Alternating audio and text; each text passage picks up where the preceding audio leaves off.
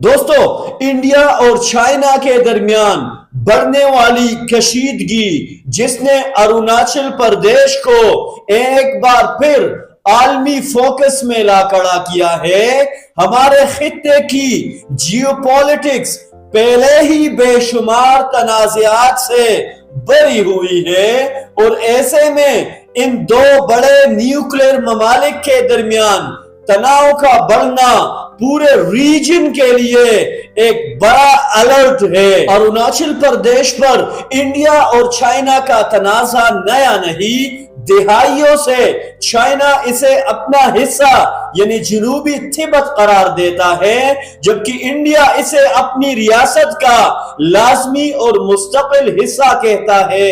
اس تاریخی تنازع نے دونوں ملکوں کے درمیان بارڈر لائن پر مسلسل کشیدگی پیدا کر رکھی ہے۔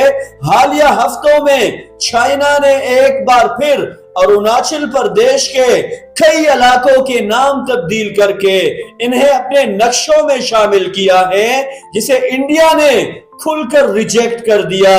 اس سفارتی جنگ کے ساتھ ساتھ دونوں جانب فوجی سرگرمیوں میں بھی اضافہ دکھائی دے رہا ہے، جسے عالمی سیکیورٹی انالسٹ انتہائی تشویشناک قرار دے رہے ہیں۔ اس صورتحال نے پورے خطے میں نئی اسٹریٹجک پریشر کی فضا پیدا کر دی ہے۔ حالیہ کشیدگی کے دوران ایک انتہائی حیران کن اور چونکا دینے والا واقعہ اس وقت سامنے آیا جب ایک انڈین لڑکی کو چائنیز ایئرپورٹ پر روکا گیا۔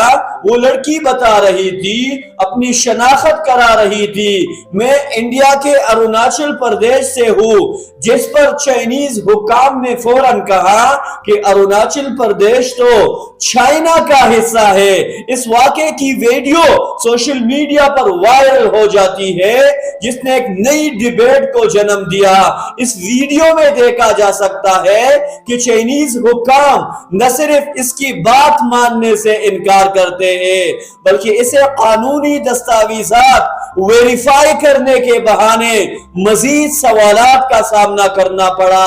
انٹرنیشنل میڈیا نے اس واقعے کو ہائی پروفائل کیس کے طور پر رپورٹ کیا، کیونکہ یہ محض ایک مسافر کا واقعہ نہیں تھا، بلکہ یہ اس بڑے سیاسی تنازع کی عملی مثال بن کر سامنے آیا تھا۔ اس ایک لڑکی کا تجربہ دونوں ممالک کے درمیان اس بڑھتی ہوئی نفسیاتی اور سفارتی جنگ کا ایک حقیقی سمبل بن گیا۔ انڈیا اور چائنا کی یہ کشیدگی نہ صرف دونوں ممالک کے تعلقات کو متاثر کرتی ہے، بلکہ پورے ایشیا کے امن کے لیے بھی ایک بڑا چیلنج بنتی جا رہی ہے۔